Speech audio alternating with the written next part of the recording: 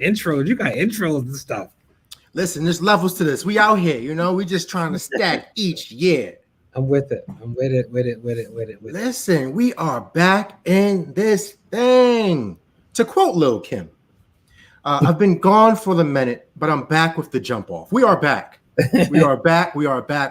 It's good to see you, bro. Good to see you too. Back for the first time. Hey now. It's February, almost over. We got hours left. Almost over. So it's like this is like the closing ceremonies of February. There's no better place to be than in the Brown Juice Barbershop. Good brother. Not at all. Let's switch the chairs though. Brother. You know, brace yourself now. Brace yourself. Ooh. All right. You know, I'm a mature one. You got to give me heads up. I'm not a young boy like y'all. Listen, I gotta give you that warning because you know we don't want no smoke. No. We want no smoke. So I see you over there, Big Dre loves Black History. What's going on, brother? You know, first I have to give a shout out to how we did a celebration in our prep school way. Yes. To not starting right on time. Yes. We honor. Like, what time the homeboy come on stage last night, Mr. D'Angelo? Oh my goodness! First and foremost, maybe I don't know what was happening, what was going down, but he had the DJ set was probably at least 45 minutes, which was fly. It was now, listen, I was enjoying it. I definitely was. Took me back for sure, for sure. But I'm glad we did it in our prep school way. Like we were late, but we weren't that late. You know? No. Not that late at all. You know, you gotta let it breathe. You know, you gotta let it breathe. Make sure folks line up. You know, the shop. You know, you gotta open up the metal gates. All that. Exactly. Get them in there. That's great. How you doing, man? I'm trying to chill, man. You know, things are cool. February's been cool. 2021 has been interesting. Oof. You know, it's to say the least. It's been interesting. Yeah, but you know, I'm happy to be back in the space show. It's because we've just been doing a number of different things in different spaces. But it's always good to come back and be in conversation with you and the people. Yeah, for sure. It has been quite a month. I was saying I need a vacation from my Black History Month duties because they had me working. You know, like 9-10 o'clock every night. There needs to be a surcharge, brother. But there actually is. Okay, because there needs to be a surcharge in February. Like it needs to go up. Like if you book me in other months, sure, but in February, no. I think that may need to be. I said that was, but that hasn't been at the level you just spoke it. Mm-hmm. It needs to be at that level for next year. That's a good idea. I can start telling people in December. No, September. That's when they start thinking about like, hi, I want you to. I'm very available in February. Please note. There's a surcharge, and don't try and sneak it in January. Don't because here's the thing, brother. Because you know they do that other industries too. So you fly on certain days, you know the price is going to be up a little bit more. So you rent a car on certain weekends, it's going to be up a little bit more. MLK Day or anywhere around it, surcharge. As soon as you get close to February, you better not even say February. Surcharge. That's what I say. I think we just created another important moment of Black history. I see what you did there. Yes, sir. For sure. Yes, indeed, brother. So that's great. What you rocking, brother? I see something that looks familiar to me. Well, you know, yeah, somebody who I really respect talked about Perky Omen and going out, and I was like, oh, you know what? I got a hoodie from that area. It's a school. Mm-hmm. Oh, and this is Perk. It's fantastic. It's a good color. It's a good message. It's a complicated part of the state in its own way, in terms of the people and some of the. When I visited there and seen like the Confederate flags are flying. But beyond that, it's beautiful land. So I love the school. I love the kids there. So they gave me a hoodie when I gave a talk. So I'm representing them today by doing the Perk. That's beautiful, and they just came out or made the announcement that they're doing a boarding school diversity conference. Ooh. So it's like one that's specifically about boarding schools, which is its own beast. If you want to, to make it plain, it really is different. It really is different. That's where you need to put your surcharge cost in. Oh, you're right. You're absolutely right. So all the folks out there looking for somebody who has some boarding school experience, could talk about that DEI work. Tabs, the Associated Boarding Schools, holla at your boy. So yeah, we can definitely get into that for sure. Beautiful. Yes, sir. And you know me, straight out of Harlem. Exactly. You know, and more on that later. You know, I wore this for a reason, but I ain't gonna give it away just yet. Oh, okay. I feel like it might be a topical choice. It might be. It just might be. I'm seeing. I'm seeing. So how about the sip? What you got for the sip? This is the Brown Juice Barbershop. It's the Brown Juice Barbershop, brother. Yes, you're absolutely right. So here's the thing. I couldn't let February come and go without, of course. And you know, this is, you know, it's somewhat cheating, but this is going to show up a little later too. Okay. I may not be as sophisticated, but I decided to.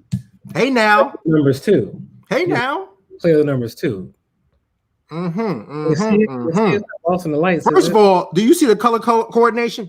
Yes, I do. Do you see that? Yes, I do, brother. It's hard not to be that on point in February. First and foremost, we matching. You know, we got the color coordinating. The universe just sets it up for us. Talk about it. The ancestors laid out. Oh, this is the newness. This is newness up here. This is newness.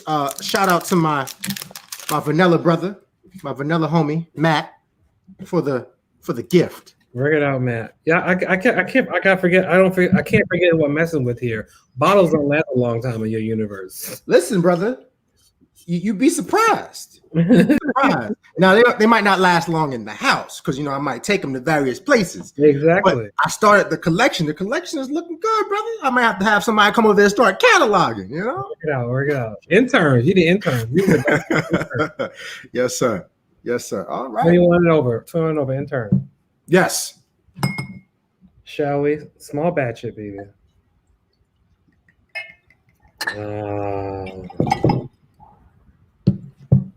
Those sounds. Oh yeah.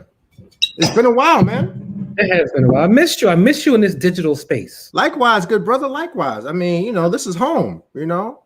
But the good thing is we haven't had to clean the shop. You know, we haven't had to worry about electricity, light bills going up, especially the heat bills because it's been cold. It's been a lot of snow. So the shop being closed, we good. We good. Less shoveling out front. Yes, sir. So anything on your mind, good brother, to toast to? Oh, you know, to Black History Month. Like, what else is there? Black History Month. Thank you for being a thing. Yes.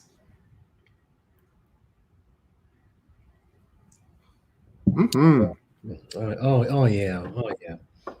This is good. It's a rainy day, and it's rainy day. It's the days are getting longer in terms of sunlight. It's 5:10 here on the East Coast. The sun is still up as much as it can shine through the rain. Absolutely. It's a beautiful thing. Feels good. You know, I'm a fan of rainy days, though. I am. Really? I am a fan of rainy days. I don't know why, but it's for me, it's a little calming. It's soothing. I like to hear the rain. Sometimes if you can get a nap in, open the windows, you know, let the cool breeze come in, hear the rain just pitter patter on the rooftop or on the window. Yeah, man, I like it. It's a thing I like. I can respect that. Now, see, if we get to the next time, we have a DJ. She would have put on Summer Rain. Listen, and I would have been all in my feelings. Exactly. Not because I had stuff going on, it's because my sisters did, and like vicariously through them, I'm like, oh, we upset today, or oh, okay, we feeling today. So yeah, definitely, sir. Summer Rain takes me back.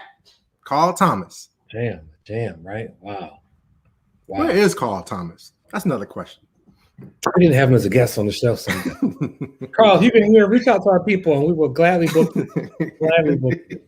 Yes, sir. So what's on your mind, good brother? Well, you know, this being the last day of Black History Month, you know, we know the popular names that are out there. The Kings, even the Hamers, the Rustons, the Woodsons, the Du Bois, you know, the Walkers. We know all those people. We know all those big events too. We know the marches. We know the sit-ins. We know the bills being passed. Like, we know all that stuff. But I thought it would be interesting for us to go into another layer of the unspoken Black history moments and experiences and people. What are the things we know but aren't like identified as like Black history moment? You know?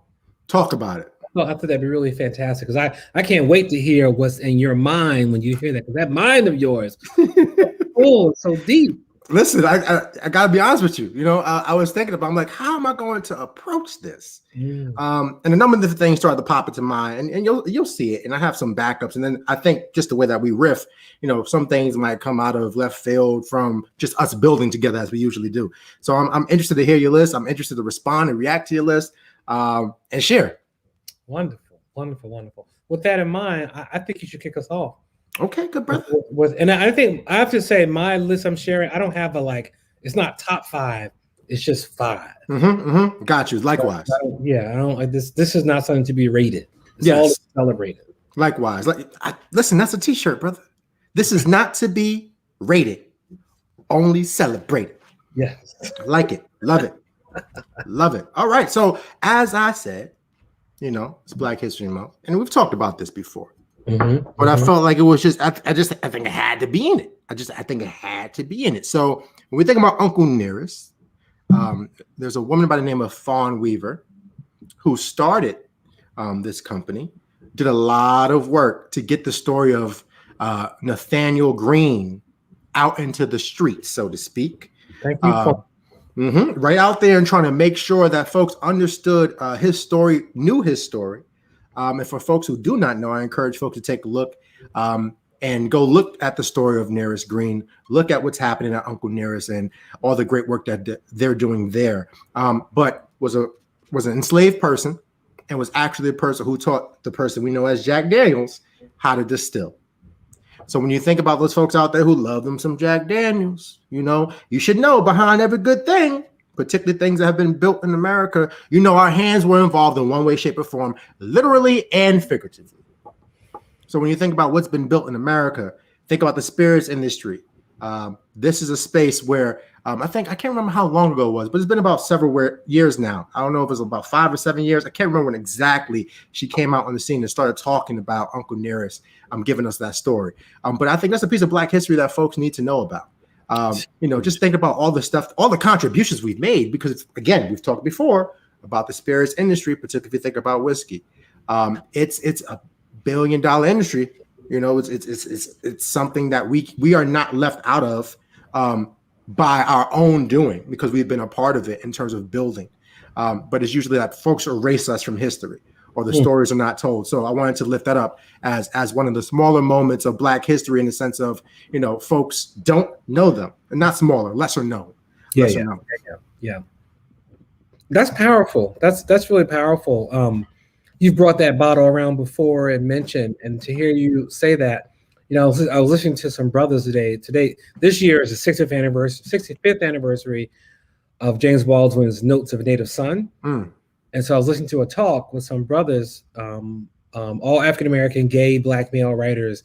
And one of them said, which was so deep, he's like, yo, check it out. There were hundreds of millions of enslaved people in America. And we have about 6,000 documented stories. Maybe 6,001 with Homegirl you're talking about. Think about that. Like we got Eudora, not Eudora. We got Eudora Wheatley's work. We got Frederick Douglass and many, many more. The 12 Years a Slave story. We got like only 6,000. There were 400 million people when slavery was ended, when the Emancipation Proclamation was signed, ended in 1863 when Homeboy signed it. And think about that. Just think about that. Think about how many stories we don't know about. I remember once I went on a tour. I went to Charleston, South Carolina, which is a beautiful, beautiful land and territory. Very complicated. And I said, I want to go on a tour. And this woman, she said, come on, baby. Don't you go on that tour. You go on this tour. And she gave us a little flyer. And there was this Black man, had this little bus. He had his pictures taped up around. I was like, oh, this is going to be good. And it was called the Gullah Island Tours. And what he did is he drove around. And he was like, see the house right there? See that etching on the wall? You can't know. That's what a slave quarter used to be. They cut all that off. But you can still see it's in there. And then we ended up, the last thing we went to was the factory where wrought iron was first basically created. You know, all the wrought iron fences we have in the world. That was made by an enslaved man. Mm. You know, and they give you little pieces and take you in like the studio where he was in Charleston, and like this enslaved man was taken to France because his work was so strong. Like everybody has wrought iron fences in front of their houses. Oh, talk about it, yes. And that's just one. When I was there, I was like, why didn't I ever know this? Mm-hmm. And I wish I could recall his name right now. I feel like it was like John. I don't remember right now, but that was an enslaved person. So that's one. And if we talk about these people working and building this country and folks taking credit for it, just think of the millions of things that we have now. Talk about it. We got the traffic light, we got everything from the peanut. We know those little things, but think about how much that was just set up and designed. Those people enslaved people had to figure out how to feed people. Mm-hmm. That's the development of the cafeteria system. Talk about it. Come on. Listen, brother, and it's so funny how you and I are in sync without even having conversations prior to getting on here, right? Mm-hmm. Because you just hit on something that really is connected to one of my other pieces on my list, which I'll get to later, which is beautiful. And for folks who don't know about Nearest Green, you can go to nearestgreen.com, and Jeffrey Wright actually narrates a story about this great African-American master distiller who taught Jack Daniels how to distill, who was not known until Fawn Weaver really lifted up the story and has run with it and is doing such great work. And it's not just about whiskey. I don't want folks to get that twisted. It's not about that. It's about legacy. It's about respect. It's about telling the truth and the whole truth. Yeah. And really not leaving us out of the conversation, because usually we don't get a chance to share our own narratives in a lot of different spaces because of the way things are set up, institutionally speaking. That's why it's important for like Black-owned media and things of that nature to make sure we can get our message and our narratives out. So it's really about making sure we understand how deep our roots run in this country in all facets of it. Yeah, all facets of it. How strong and powerful we are. It's incredible. Yes, sir. Yes, sir. Incredible. That's great. That's great. Well, speaking of strong and powerful, maybe I should share mine. Yes. Now, mine is a little bit disrespectful, but not just at the same time. So that's how you starting off? I was like, dang, he started like that. And I'm all like, okay, well, mine's it's observational, you know, but it's not as deep as yours. Brother, but don't worry about it. My list gets a little crazy. We need a little levity in this experience. So my moment in Black history I want to talk about was the Black man's wig. You know, if we think about Mr. Billy Taylor, in his older years, oh man, that thing was like think about the wig that Fred Flintstone would wear, like in one of his scenes. Yes. That's the wig. That's the Black man's wig, like pompadoured up and like just straight hair that is nothing to do with anything else on the person's body, but it's sitting on there. And they're very like, what? You know, I don't have a wig on. That's my hair. And I think about that. We had a man in our church named Brother Shannon. He was a trustee, you know. And I think about this is, you know, church is a whole nother experience in terms of the African American church. I do recommend the series on Black Church, the aired on PBS. That's Skip Gates did, which is phenomenal. And Mr. Shannon was the head of the trustee board, you know. And I remember a little kid always thinking like, wow, this man is the head of trustees. And I know what trustees meant, but I knew that he controlled and counted all the money and took care of the bills and ran things. You know, he did that on Sunday. During the week, he had a service job, you know. And it's like, this man could manage all of this, run an institution. What would have happened if he had the opportunity to get a job in a bank as an executive, et cetera? Think I'll make of that. But he had a job. It was a good job, from what I understand. I was a little kid, but you know, I think about that. I think of him because he had the wig. And it was like styled, and like the women were like, Shannon sure do look. They called him Shannon. Shannon sure do look good. Like it was style. Like it was never crooked. It was always perfect. But I think I remember once seeing him like on a weekday. I went to the church just to drop something off and saw him without it and was like, oh, he has hair just like me. He's got like a little nappy fro. And it was perfect. It went from like real style, then it turned into like a fro, like a fro wig. And I was like, you know what? Good for you, Brother Shannon. Rock your wig. You rock and then I translated over it because I think we need honorable mention of the perm, the man perm. Oh, talk about it. James Brown, Al Sharpton, doing things with that perm. Little Richard, yep, sweating his perm out on stage. Woo! Come on now, these gentlemen, they are the three kings of sweating your perm out. You know? It's so great, and then come back the next day, bam, like perfect. So I think I wanted to celebrate that moment in terms of when I think about that, I think about how we come from a culture that is wrapped up into notions of beauty and perfection and presentation that's like just ingrained in us that we don't even know and understand, coming from the descendants of people and people say kings and queens. I'm like, yeah, kings and queens, but also highly organized civilizations that were centuries old. If you weren't a king or queen, you probably knew how to get right to present yourself to society. When you were flowing, you were building pyramids. Let's talk about this. I heard somebody say this, another Black history moment. The Tower of Pisa is leaning. You know where I'm going, right? They still the rocks around the rocks in London and Scotland. You can't even touch anymore because they fading away. The pyramids are chilling, like full on structures. They ain't sinking into the sand. Oh, talk about it. I heard it was built by alien technology. That's what I heard. Yeah. Okay. Yeah. All right. Do your thing. Like, come on. Like this. I just think to connect back to the two things you talked about. This notion of a denial of a history. I remember I think about this a lot, of being a little kid and thinking Africa was a bad, dirty, nasty desert place. Don't call me African. I'm not African. That was like an insult. How did that come to be? It's a great question. Come to be. How and why? Right. So we're here deconstructing with our list. Talk about it, because my thing is, first of all, there's two things about your list about the wig, right? So I have two comments on that. One, I'm automatically reminded of Andre 3000's music video, Hey Ya. Yes. Like it's not going anywhere. Like it's there. It's stuck. It's there. And two, maybe I should get one of those. I'm just saying, brother. Because there's times when you can't rock a hoodie and my head's cold. Can't wear a hat in sometimes. It's a problem, So maybe, just maybe.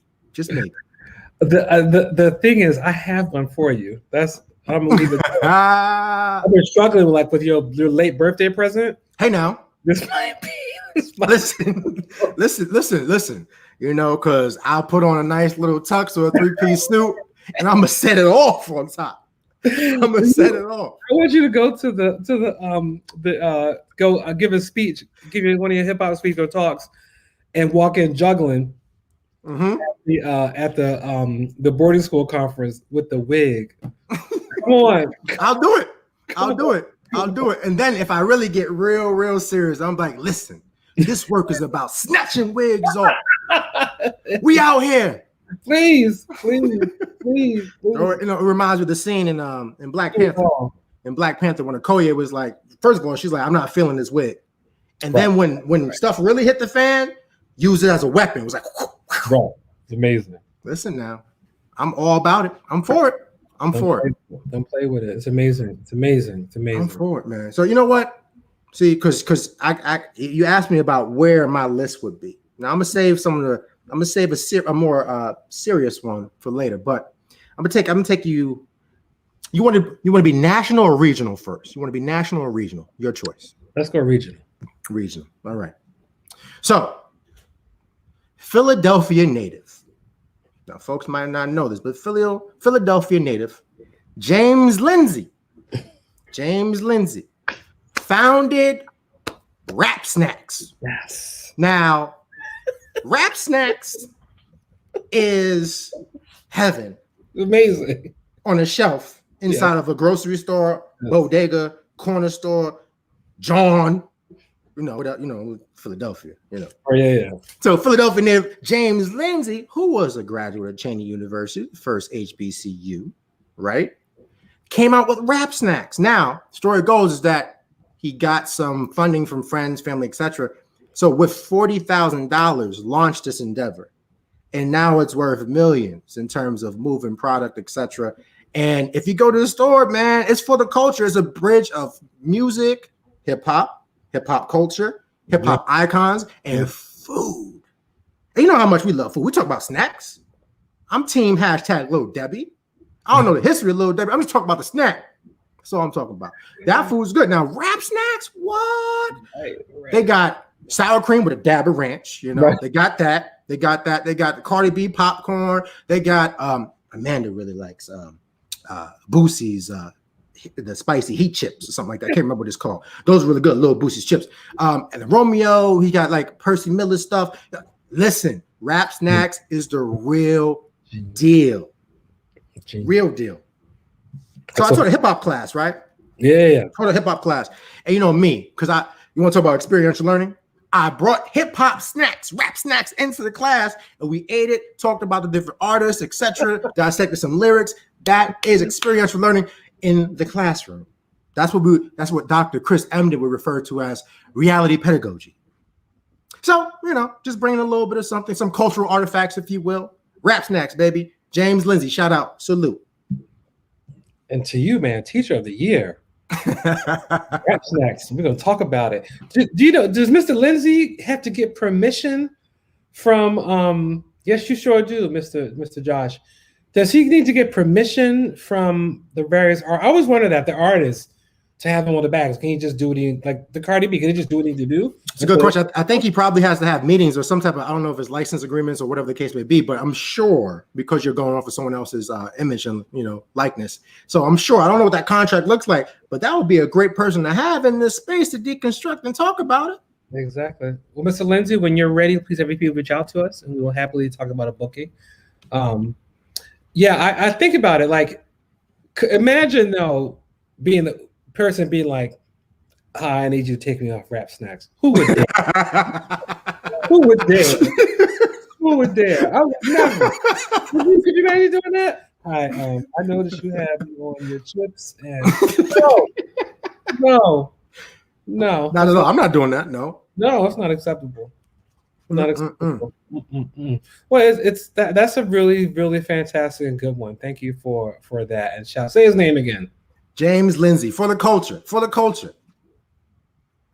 Mr. James Lindsay, we salute you. Got that brown. Exactly. That's a good one. That's a real good one. I love it. I love it. So I decided on my next one. Okay. It's a good follow since we are on the eating situation. Mm-hmm. As you said, food is very important to us. Very.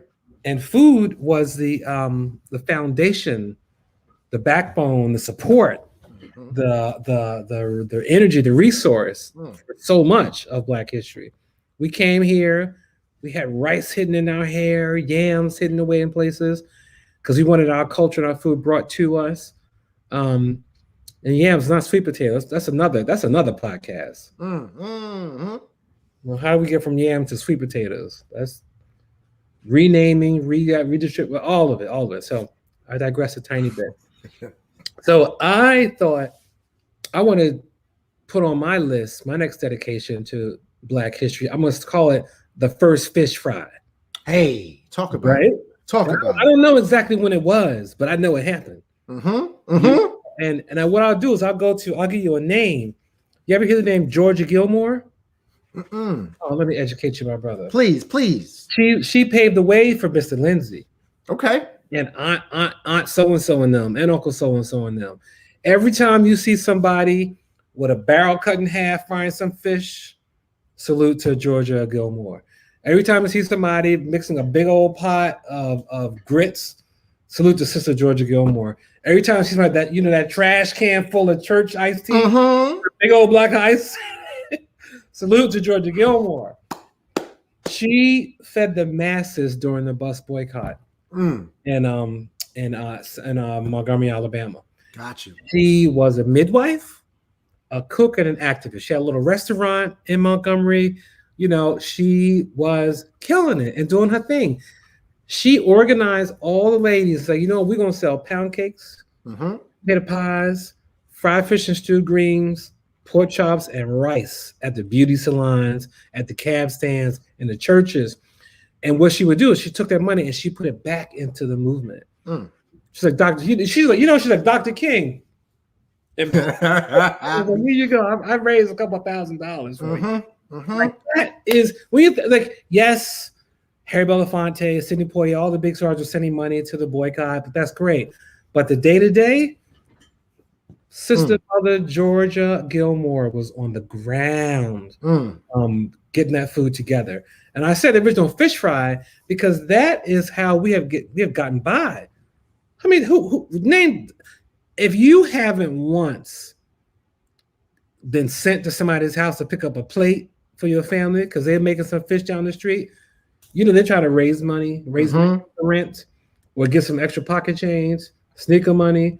It may be all their money, but we talked about this in one of our early sessions. The lady who sold sodas out of her house, Pepsi, grandma, go over and give me a Pepsi. Like that's our cooperative economics.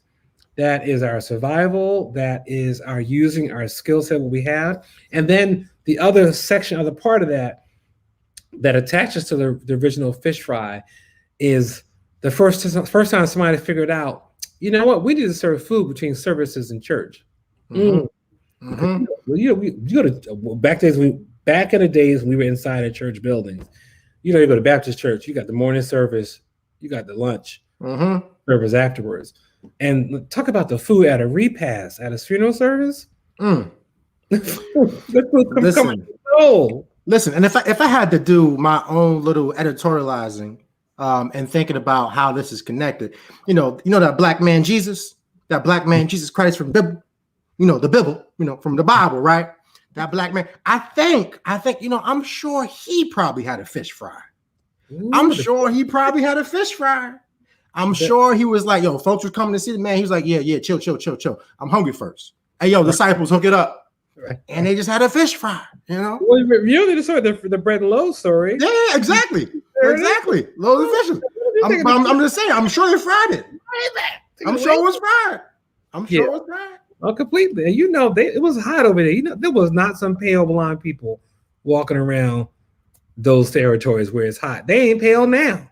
Probably pale then. And curly hair. So talk about it. Yeah. Work it out. Listen, the fish fry. Listen, there's nothing that says love and home and you're welcome as a fish fry. My thing is, you can smell. I think fish fries have a more pungent, powerful smell than chicken fries. You can smell it. Now here's a question, brother. I'm just going to throw it out there. I know what you're going to say. What is your fish of choice to fry? See, I need. And is it cornmeal or is it flour? That's the other question. That's levels, brother.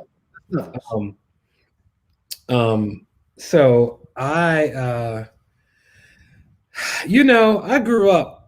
We was broke, so we had porgies growing up. That's all I knew. Listen, porgies that's true. That's porgies is. That's all I knew. And then I started getting around the people, and somebody fried some catfish for me, and I was like, "Oh, this is something." This is I get right now. I get a little prep schoolish and make my salmon. Now, or as my sister says, salmon, which will never be corrected. I don't know if you've heard people salmon versus salmon. That's another show. But yeah, I'm a catfish boy. I have to say, at my time in Mississippi, I have learned how to make it and get it to float up. And well, listen, brother, don't give away the secrets for free. Surcharge. Yeah. That you know what you gotta have someday, and this is a Chicago thing. Catfish tips. Ooh. What? See, now I'm familiar with catfish nuggets, but catfish tips. It's the same thing. Okay, I'm just because soda and pop, I guess. Exactly. Jimmies and sprinkles. Right. they call it in Chicago. I may be getting it wrong and just using my imagination, but I'm pretty sure. I went with a friend and visited with her, And she was like, we were like going to dinner. She goes, yo, we gotta make a stop. Mm-hmm. This is my friend, she got a PhD from Harvard and can like run any show. And she's like, yo, welcome. From the airport, we gotta make a stop, yo. And I was like, okay, we went round the way. And I'll be right back.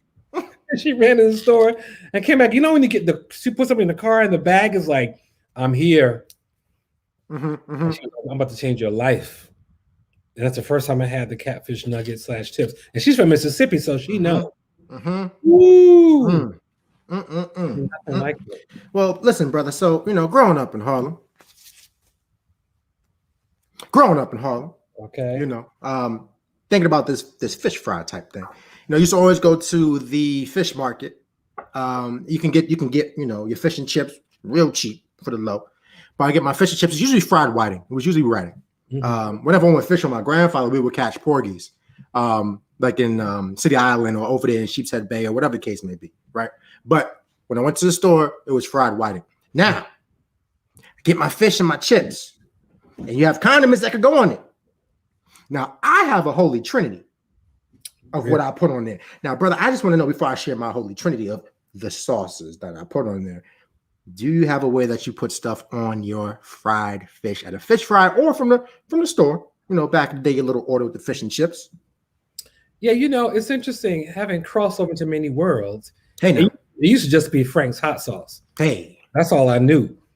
And then somebody showed me like the vinegar for the chips. Like, let's go on the fish. That was a moment.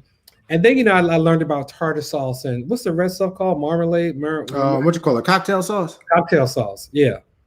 So, yeah, I would say I'm kind of a conservative, and I use the hot sauce, and I'll like dip a little bit in the tartar sauce. But it got to be like the tangy. I want tartar sauce with like Miracle Whip. I hear that. Tangy. I hear that. Okay, I respect that, brother. What's this trinity? Oh, the Holy Trinity? Okay, so you've got ketchup. Right? Oh yeah. Tartar sauce and hot sauce. There you go. So you take your fish and chips and you all over the place, and they all have to pretty much come together to form this powerful. It's almost like Captain Planet. You remember when they all put their rings in? The sauce is just, and it's just this miraculous thing, and it's delicious. It's delicious. So I would recommend that. Get your fish and chips. Has to be fresh out. Bop, bop, bop, bop, bop. You good. Throw the Trinity on that. How did I forget ketchup? Listen, man. Listen. Ketchup is a miracle food. Oh, talk about it. But since we're still in this food space, I have another one on my list, which is maybe I'm taking creative license. Maybe. But hey, back in 2000. The year 2000. It was Y2K. Folks was going crazy. There was no milk in the stores. Bread was gone. Maybe some of the Wonder Bread was left on the shelves because we ain't some folk maybe. I don't know. So and then you had water was off the shelves. Everything is just empty. 2001. We had September 11 and things happened. Blah blah blah. In 2002, though, something that for me goes down in Black history. In the late months of 2002, McDonald's released a $1 menu. Yo, talk about a game changer. Now, a young player, right? A young player could now eat food in the sense of like, oh, I don't like what I got going on at home, or maybe there might not be anything going on at home, but I got a couple of dollars saved up from whatever, or I had a little bit of an allowance, had $5, I got a couple of dollars left over. You could make magic with them $2. You go to a $1 menu, you get a McChicken. If you want to get real fancy, you ask for a double cheeseburger with mac sauce. That's how you get to a Big Mac with less bread, but you don't really need the bread anyway.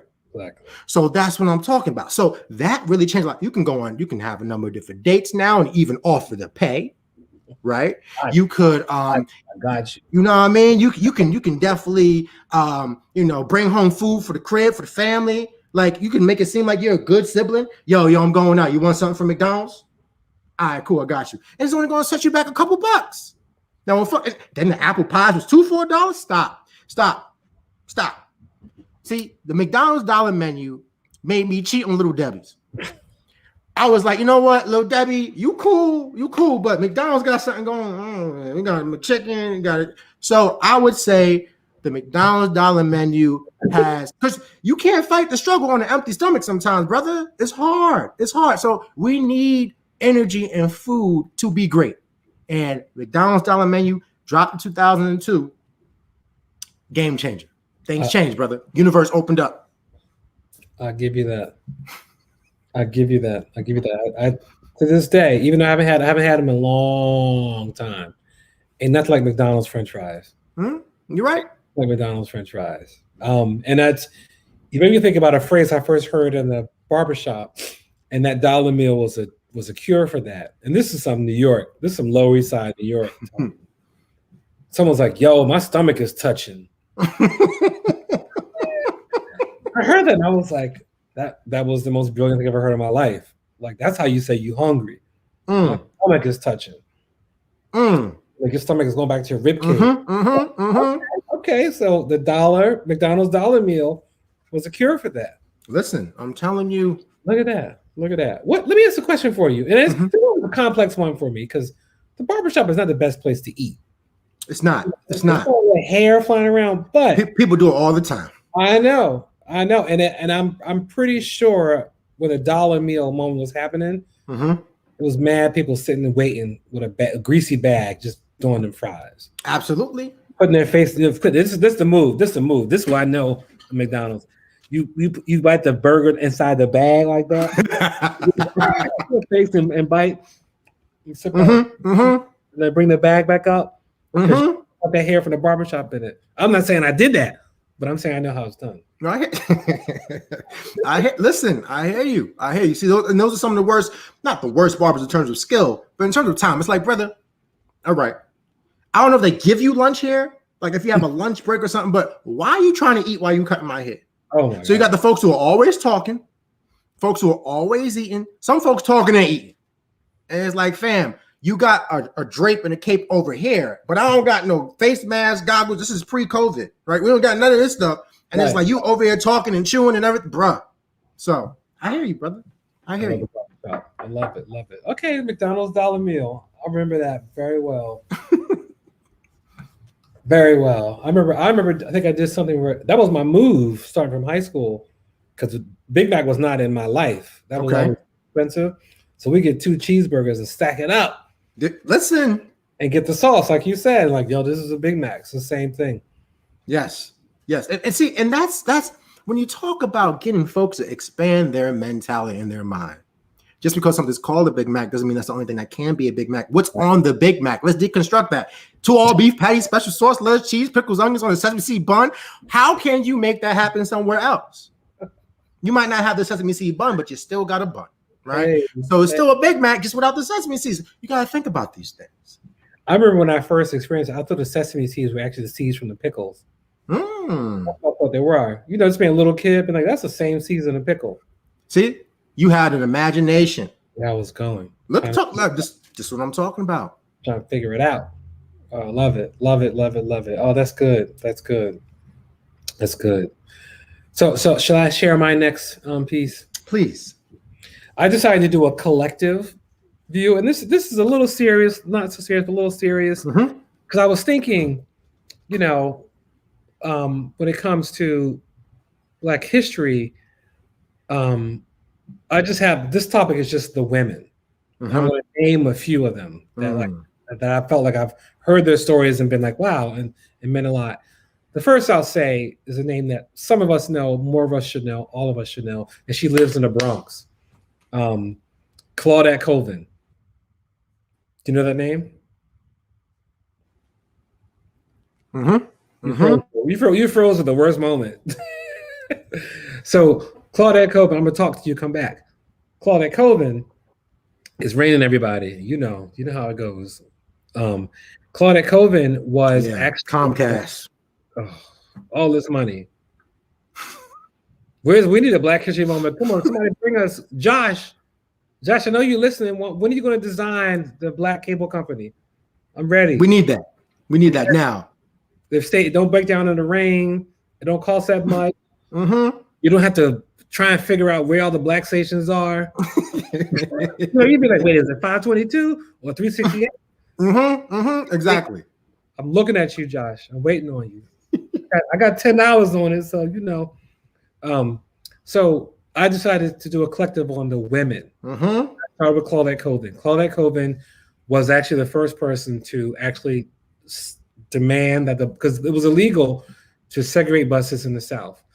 And yes, Sister Colvin, thank you, Cousin Dean. She stepped up and she was like, nah, I'm not going to the back. She was dragged off the bus. She's 15 years old. In discussion that, because you got to remember, the civil rights movement was strategic and planned. Rosa Parks didn't just decide to do that. Claudette didn't just decide to do that. It was worked out and planned out. But let's keep it real in our history. She's a dark-skinned woman. She's a dark-skinned girl. She's 15. The Imagine Network, yes. And they didn't think she'd be the best face of it. So she was side. She actually won her case. She won her case against the bus company. So Claudette Colvin was successful. She did not take part in the civil rights movement because she felt a little dissed by it. But I always tell people, yes, Rosa Parks, honor her, respect her. The name is great. Everything she did, yes. But let's also call into the light Claudette Colvin. And so I'm going to go down the list of people that's a little all over the place. Some of you may know, some of you probably don't. So Marsha P. Johnson was a trans woman and an activist, and she was fighting for justice up until when she passed away in 1992 in New York City. And she was trans before all this stuff was popular now to be trans. She did her thing, and was pushing it out there, was involved in Stonewall, just an important figure in Black history. And to be who she was in a time period is just remarkable.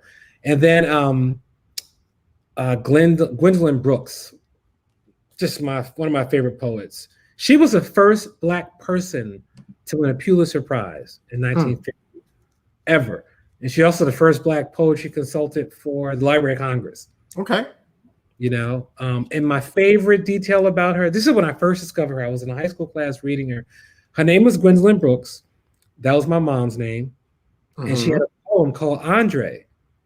And I was like, it's a poem by somebody named Gwendolyn called Andre. And it was a poem dedicated to her son. It was all about, I love you, Andre. And that moved me. And I was like, wow, this is somebody writing about me, by me, and for me, So it was wonderful, Gwendolyn Brooks. And then I'll wrap it up with a name that's not known so much, but kind of important to know. There's a movie called The Flames of Wrath, a film made in 1923. Maria P. Williams. She's the first woman to produce, write, and act in her own movie. 1923, film called The Flames of Wrath. She was a teacher, and she's like, y'all want to do this. And so she worked, struggled, saved her money, set it up, and did her thing. There's a whole Black Hollywood we don't hear about that was suppressed. And the films weren't preserved and taken care of. That film is very hard to track down and see. I've never seen it. I'd love to someday see it. But yeah, Maria P. Williams, Flames of Wrath. I'm going to say those things one more time. Claudette Colvin, Marsha P. Johnson, Gwendolyn Brooks, and Maria P. Williams, all women who shaped and changed our histories. Yes, sir. That's important. Thank you for sharing all that. And you need to get a chance to connect with brother Cousin Dean, because he has some news he can talk to you about some of the things in his wheelhouse involving Sister Colvin. Oh, go work it out. Come on. I'm ready. Have a little conversation. I mean, maybe it might even be an opportunity to tag team in the sense of putting a little something together to get some publicity out there about what's going down in terms of a project, brother. Let's get some fish fry plates and go visit her in the Bronx. Listen. Ready. We can make that happen. But y'all definitely need to connect because he got some stuff going on with that. Okay. And you know what? Like, honestly, all the folks that you lifted up, if we can dedicate Black History Month, because I think about the spaces I've been in and the things that I've seen. I mean, we need to really celebrate our sisters. The multifaceted, multidimensional, multi-talented people that they are. They show up in a number of different ways, different spaces, but I think we don't often, particularly in the spaces that I'm in, you think about some of these young knuckleheads, like I was when I was in high school and things of that nature, who too cool for school, or I don't want to really get involved, or that's not my problem, or, sisters have been carrying the team, the weight, have been pushing us forward. So lifting those folks up, very important. Completely. Very important. Tomorrow starts Women's History Month. Exactly. Let's focus it that way. Exactly. Exactly. Absolutely. Right. Make sure you pass all my contact info to Cousin Dean. Definitely will. I'll send that over to him. For sure. All right, brother, you got me going. So now, since you gave a little bit of that, let's get into it. Because you gave a little bit of a little snippet of what I want to share today, right? So you were talking about South Carolina, right? So we talk about low country. Right? And back in 1994, it ran from 1994 to 1998. Folks in the chat, folks watching later on, y'all remember Nick Jr.? I know y'all do. So now, Nick Jr. had a show called Gullah Gullah Island. And when I was younger, I was just like, oh, it's black people, y'all. And some pollywog, but it's black people, y'all. Binya too, but it's black people, y'all. This is crazy. Singing songs and everything. Always wanted to watch Gullah Gullah Island. I knew nothing about. I'm like, what's this Geechee thing? What's Gullah Geechee? What is a Gullah? What is this? Right. You think about folks who are always taking trips down to Hilton Head Island, right? And you think about folks going there for vacation. They don't really know exactly what's happening in that space or what has happened in that space. So you have that piece, which I celebrate, because I think the two folks who were leading it were also cultural advisors at the time for like Nickelodeon. I think it was Ron and Vanessa. And they were the ones who were leading that space. But Gullah Gullah Island, yo, my goodness, that was a show that I loved, always wanted to watch, always would do sing-alongs with. It was just great. It was just great to give like that little positive energy, etc. But while we're talking about Gullah Gullah Island, while we're talking about that space, you think about South Carolina, you think about Savannah, Georgia. And I think I shared in this space before about the Savannah Gray Brick and things of that nature. But there was one piece when I was doing my research, like, back in the day, a few times when I was talking about, like, digging deeper into Black history, etc. Folks might not be familiar with I think in 1803, it was called the Igbo or Igbo Landing. When a ship of enslaved, stolen Africans landed in Georgia. They landed in Georgia, part of Georgia. And these folks was like, we're not marching to the shores to be slaves. We're not built like that. We're not built for that. And they all together marched right into the water. It was like, peace. We out this way. So when you think about, to bring it back to Black Panther, as we lifted up in an earlier time, when Killmonger says, bury me in the ocean where my ancestors, jumped from slave ships because they knew it would be better to die than to be in bondage, right? That's the piece. So you think about all the history that is right in front of our face, yet we have no idea what it is, or even worse, all the history in the sense of it's now vacation spaces or Airbnbs or places where folks play golf, but they don't know exactly what happened, the rich legacy. And there's stuff that I think Vice had put it out. And it was talk about, how folks get pushed out of their land and how folks get pushed out of their homes and how they had inheritance, but then there's other folks who just do all these type of things with the laws and legal system, push folks out, and then they take the land and cut down the timber, they make money off of it, and then now we don't have generational wealth. Right. So just really think about all those pieces. So Gullah Gullah Island, looking back, knowing what I know now, my goodness, that was something serious on Nick Jr. And that's probably why it only lasted 4 years. Yeah, right. Yeah, that's what that tour I took in Charleston, South Carolina was called, the Gullah Island tour. Mm-hmm. Yeah, that is the Sepulveda Island, down there off, I think Atlanta or off of North Carolina. I gotta read. I'm not Brown. Sepola, Sepulveda Islands, but it's many islands. There's some islands. There's some small islands off of in Mississippi, where people are still living like old school. So it's these uninterrupted spaces that are sometimes are interrupted. Yeah, that's a good one. That's a really good one. We have such a rich, beautiful history. Amazing. Which is not taught in schools, right? Because we have the usual standard menu. Right. Right. No, I'm here to mess it up. Oh, talk about it every day, every day. Turn it all around. So you ready for my next one? Yes, sir. You got me thinking of Gala Island. You know what I liked about Gala Island when it first came out? People were like, yo, this guy looks just like you. Because I had long, right? I had long dreadlocks at the time. And, you know, I didn't hear many people calling saying, that looks just like you on TV. That's not what you hear. You know? And it was powerful. I was like, let me check. I was older than you, so I was in college when it came out. But I was like, let me check this out. Oh, snap. Okay, I'm with it. It's great. But it was that little green thing. I was like, what? I guess it's okay. Like, what y'all doing? It was like the low budget Barney, I guess. Yeah, right. Okay, that's good. So for my next piece, I decided to give celebration to a very important moment of Black history, a moment that helped us have communication and connection with people, help us do our own self-preservation of history, help us understand the importance of oratory skills and passing information down and telling stories and tales that's as old as society. And we had a moment, late 70s, 80s, when the mixtape arrived. Yes. Exactly. Talk about it. Exactly. And the mixtape, talk about it. A moment ranging from rap artists like selling mixtapes, hardcore all over Harlem, the Bronx, like launching hip hop. That's how the music passed. Like, wasn't my one of those studios?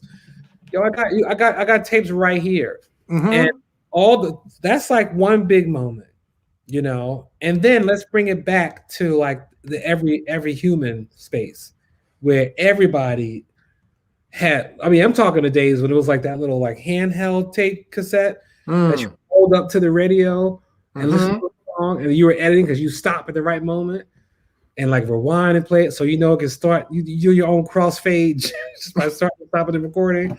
The mixtape was the moment you could express deep friendship, deep love, deep understanding with the mixtape. I remember being so excited about getting your hands on a mixtape. Remember, people would make a mixtape was so good, people would just copy it. Yes. Let me copy your mixtape. Yes. Like, come on. The mixtape is, and it crossed over, which means white people start doing it. That's what crossover means. Let's say what crossover is. So the mixtape, I think, is a powerful, beautiful moment in our American history, our American Black history, a very important moment of Black history. I mean, think about, I remember the first time going in bodegas, and when I first moved to New York, yo, they got a wall of mixtapes. Like right here. You go to the barbershop. The barbershop was the spot. Yo, burn me that tape.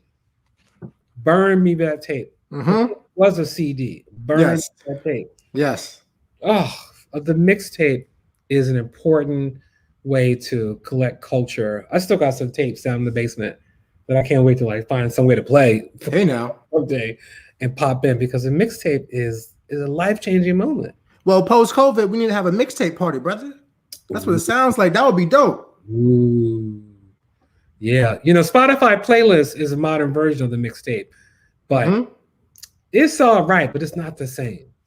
I hear that, and plus, at certain times, it's like, because you know, you take your creative genius and you mix wherever you want to mix. You know what I mean? Or sometimes for the young players who was on their stereo trying to edit out the commercials and stuff. Sometimes trying to catch your favorite song, so it might be a little. So it will be interesting to see exactly what you got on the tape, brother.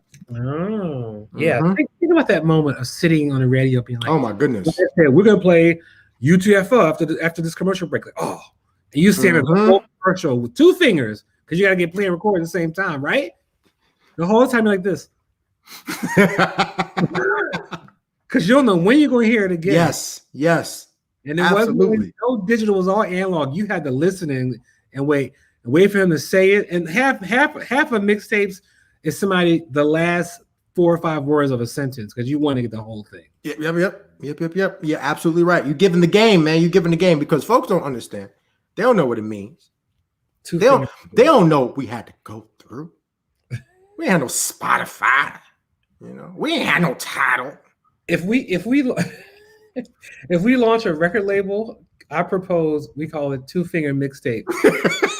Come on, wouldn't that sell? Yes, Two Finger Mixtapes. yeah. Come on, it's great. I love it. I love it. That works. That works for me. That What you works got? for me. Tell me some more history. I want to hear some more. What you got? What you got? Oh, What this you got? is my number 5, brother. Yeah. This is my number 5. I've been excited.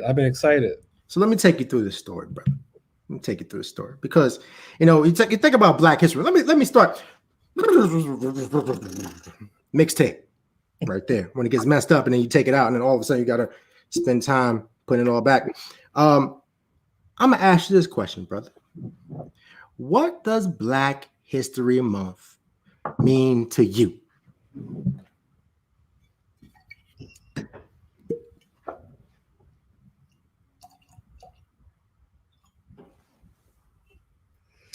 Black History Month means that I am, and all the people that came before me and after me are incredible, memorable, and to be honored. All my people, past, present, future ancestors. That's beautiful. That is beautiful. And I don't have anything to add to that, brother. That's beautiful. What he said, that part, put the little carrot in the chat, what he said. And I'm glad you brought that up because when you think about memorable and when you think about how, we as Black people and what we represent, Blackness, Black aesthetic, history, etc., it permeates every single fabric and aspect, not just of America, but of the world, right?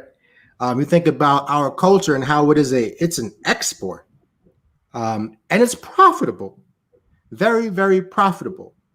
When you think about all the things that we've seen, the stuff that we've built, that's either been bombed, that's either been torn apart, that's been culturally appropriated, that's been gentrified, that's been erased only to say, look what I came up with, or that's been taken for someone else's gain.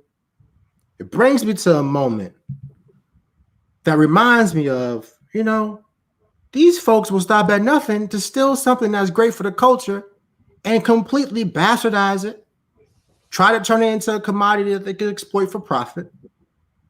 Meanwhile, looking foolish to us, but to other folks, they see green and they're like, oh, let's push it in certain spaces. I say all that to say that there has been a scandal that started in 2013-ish. It was circa 2013.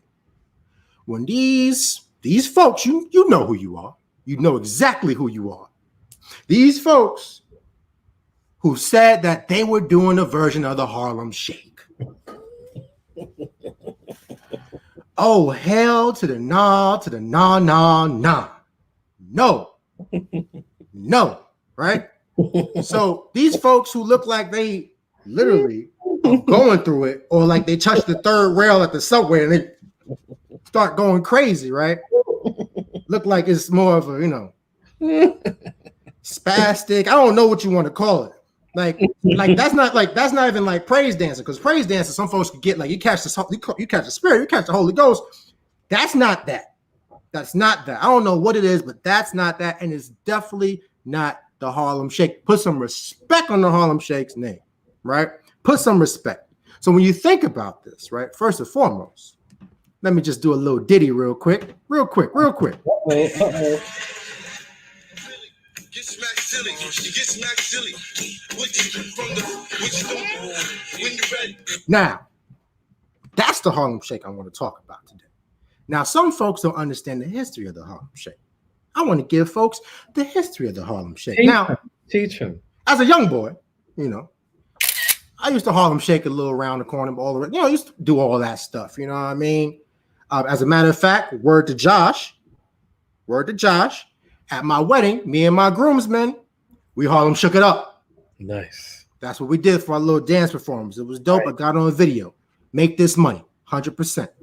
Word to Josh. Make this money. Make this money, right? And folks don't really know where it comes from. So the Harlem Shake was created by the late, great Al B. Now, named Albert Boyce. Albert Boyce. Now, when you think about other dances, you think about P. Diddy, G-Dap, Mace. When people say I'm about to do the Al B, that's what they're referring to. Al B. Now, Al B, Harlem Shake used to be very popular at the Rucker Park or at the Rucker, right? So at Rucker, usually when they had the Entertainers Basketball Classic or EBC, folks would get in the middle of the court and start shaking, doing all this stuff. They had battles. So you had crews who was battling. They was battling doing the Harlem Shake. When you have some rhythm, you start shaking, swaying, do all that stuff, right? So that was Al B. Now, Al B said he did it as early as 1981. That's before this young player's time, right? Before 1981, right? So 1981 he was doing it. But it's interesting because of one of the interviews that he did, I think it was with like Inside Hoops magazine or something like that. He talked about how I don't know what the brother was, but he talked about how it was like, it reminded him like Egyptian jazz. And the dance is really like a drunken dance. And it's almost like how mummies would be trying to get out of their tomb. And because they're mummified, they have to shake because their arms not until they get free and loose.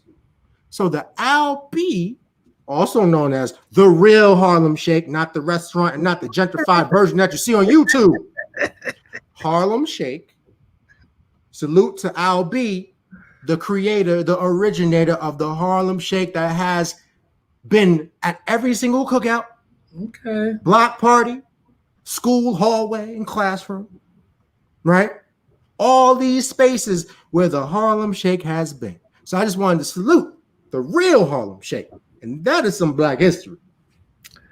Now, you should have gone last. That's amazing. That's incredible. So Harlem, just over the top. Hey, I gotta do it. I gotta do it, man. I gotta do it. Definitely. Yeah, that's really, really, really good. That's really good. I appreciate that information because I don't think I knew that. I mean, I knew it, but I didn't know it at that level, that depth.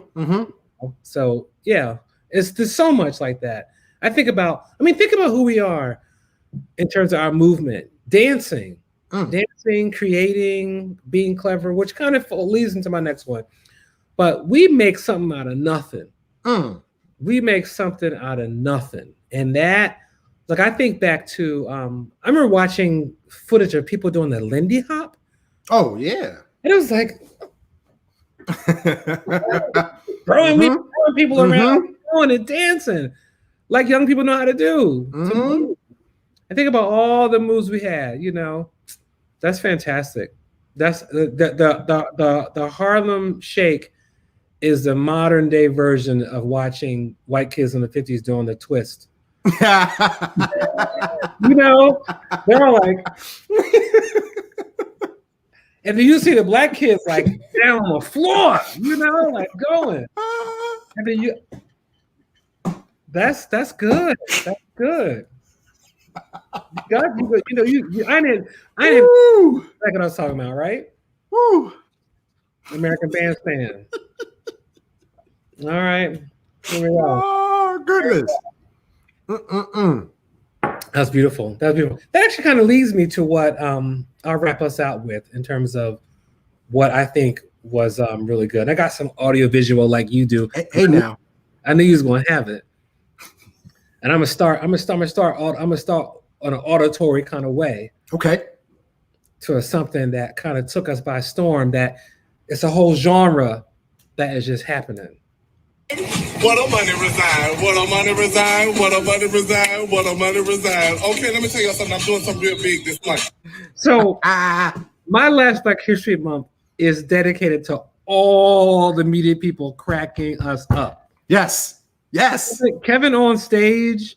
Yes. Interpreting like everything, breaking it down, that split screen. Like, let's talk about this, calling people out. Brilliant. Yes.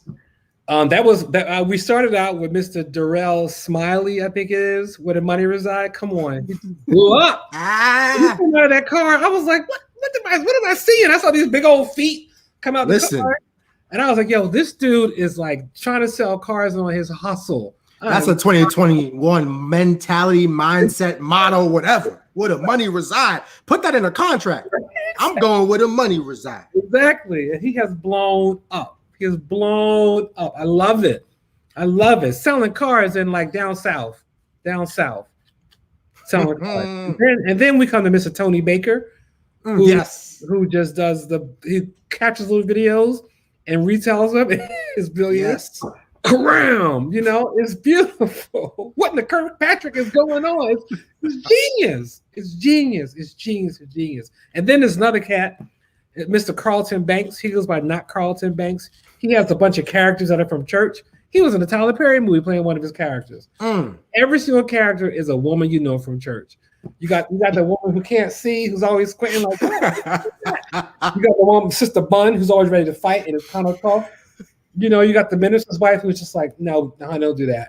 It's genius. He plays all of them, and his mic is like his remote control, and the guitar for the band is a broom, like fantastic.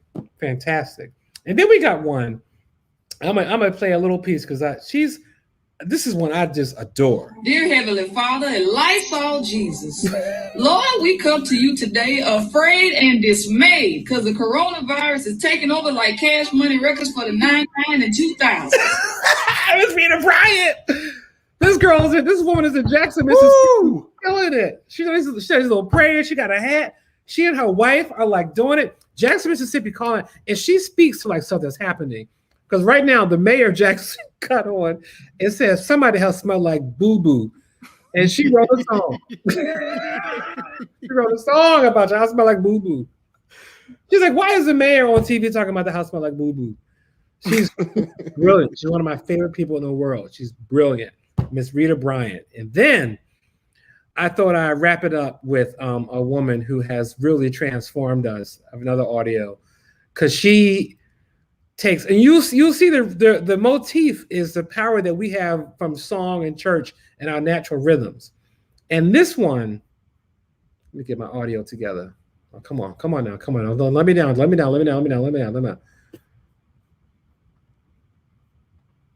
Oh man, come on, hold on. Give me a second. Work with me.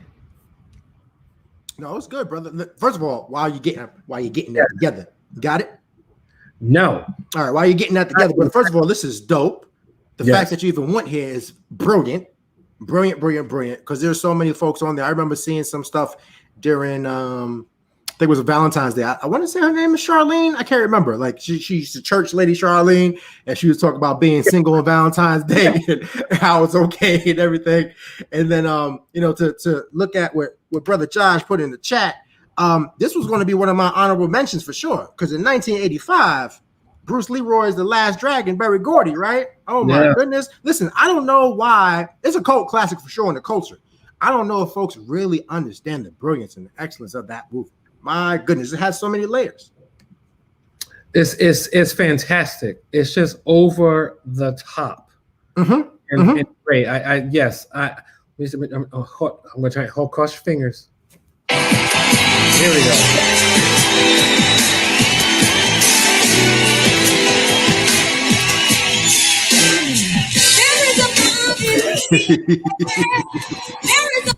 So what Sister Anna Douglas did here, we all saw the video where homegirl was mad at her, her honey bunny, and she went and she poured the cat. Gasoline.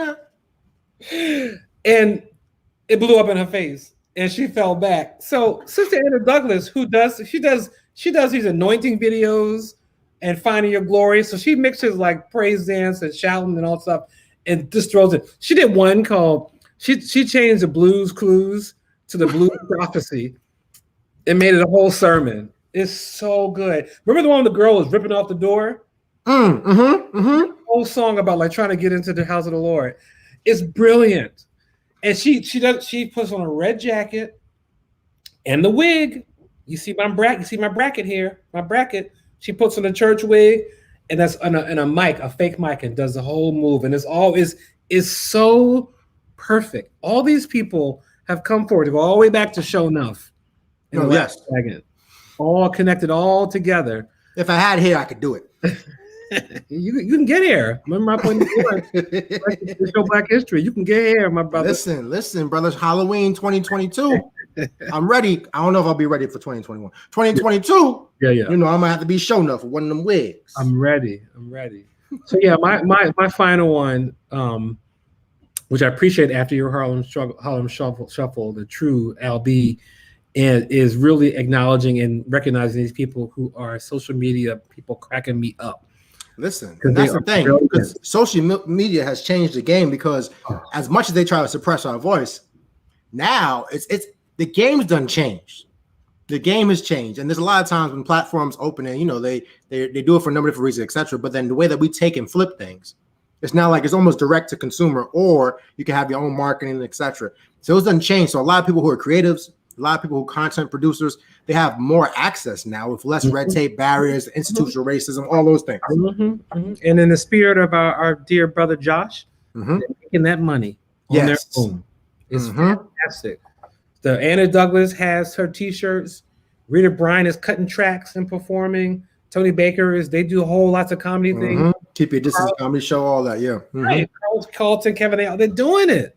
And it's so beautiful, because it's a reflection of like making it happen, making something out of nothing. People locked in their houses being creative. I didn't even get to the woman that does the like Black Parents one.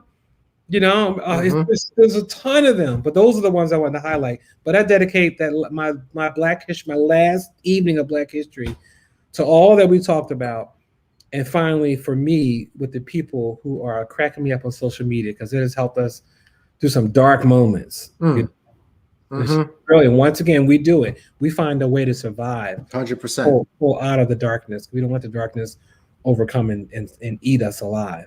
100%. So here's the thing, brother, because I'm thinking about the power of Black history. I'm thinking about all the unknown or lesser known Black history facts that we shared today. And I'm thinking about, we have a few more years before the next leap year. And I feel like every time we have a leap year, which means it's 29 days in February, we need to have some type of celebration. I don't know what it is. I don't know what it looks like, but we got some time to think about it. Whenever it's a leap year Black History Month, that 29th day got to be something crazy. I don't know. I think that should be added on to our rules of existence after coming out of the pandemic. Leap year has to be incredible. I'm with it. Yes, I'm a yes. Because if we get an extra day, you know we gotta show up. Is it a nationwide all white party or all Black party? I don't know. I just don't know, brother. I don't know what it is, but we've got some time to think about it. We do. I'm with it. I love it. Yes, I love you, man. This is so fantastic. This is so good to do. Always. We got to work on next month. Yes, next month for sure. And we've got a lot of opportunities to really, and as you started, you know, Claudette Colvin, you know, Marsha P. Williams, Maria P. Williams, and Marsha P. Johnson, really thinking about how we can expand and really think about it. Maybe we can get some sisters in the shop. Maybe we can have a salon series. Ooh, we can step aside and let them do it. Talk about it. Where y'all at? We out there listening. We watching you. In the words of Jay Quan, where you at? New improved hood hop. Yes, we built a platform for you. Just get up on it. Talk about it. So listen, support you. I'm all with it. All with it. Okay. I'm with it. I like it too. I like it. Growth. Yes. Absolutely. Well, this was a good one, bro. Oh, it was fantastic as usual. Always. You got any final thoughts in your mind before we do our final toast? You know, just keep on keeping on. Stay Black. Period. Heard that. That's it. That's another t-shirt, brother. Stay Black, period.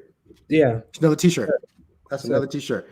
And I like this piece right here, Leap Year Dance, right? On par with the original Harlem Shake, with a ceremonial fish fry afterwards. I'm telling you, that Josh Wearing just got food. Listen. I have ideas I want to share with you. And come on, that's the man. Yes. Man. This is dope. So let's raise a glass to the final toast, brother. Listen, to all of the lesser known Black history facts, moments, to all of the well-known ones and everything in between, to all the Black folks out there, to all the white folks who realize and recognize our excellence, and to everybody who knows, even if you don't want to admit it, that we are magical. Magical. So, and to you, brother. Yes, to you. To you.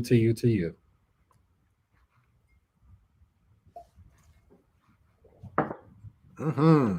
Excellent. Mm-hmm. Wow, we did it. That was fantastic. Brown Juice Barbershop, back at it. Yes, sir. Yes, I like sir. this. Yes, sir. This is fantastic. Good stuff. It's good to celebrate. Absolutely. Absolutely. More celebrations in the world. Yes, and I don't know when the last time we had a Black History Month that spanned perfectly 4 weeks. Yeah, right. Started on a Monday, ended on a Sunday. Like I don't know when the last time that happened, but it felt like we had more time because it was like 4 full consecutive weeks. Yeah, it's been busy. So love it. Love it. Tomorrow on March 1st, don't forget what last month was. Talk about it. That's my last message. Don't march forget. on. And it's funny because one of the clips that I wanted to share, which let's try this. This is what I'm gonna do. I'm gonna remove you and me from the stream in order for them to see it. But it's really when we enter March, folks are like, wait, hold up. February is over. Nah. So I'm gonna remove us from the stream, put that up, and I'm gonna bring us back to close it out. I'm here. All right, here we go.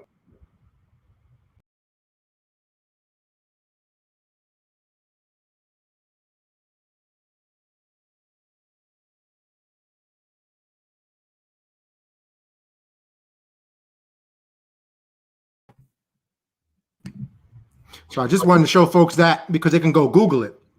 However, the young white boy is like, hey, I thought your people celebrated Black History Month in February. The young Black boy is like, nah, that month is for y'all. We celebrate Black History every single day. So as we enter March, it's still Black History, baby. We making it every day. We are Black history. We are Black excellence. Exactly. I love it. Yes, sir. Yes, sir. Yes, sir. Perfect. Tied up with a bow. Mm-hmm. Hand it off as a gift because it's done. Excellent. Well, on that note, brother, much love. Great to see you. Big Dre loves Black history. Your boy Yizzy G. Woodson, right? And until next time, stay safe, stay healthy. Peace. Stay Black. Happy Black History Life. I love that. Brown Juice Barbershop, y'all. We did it.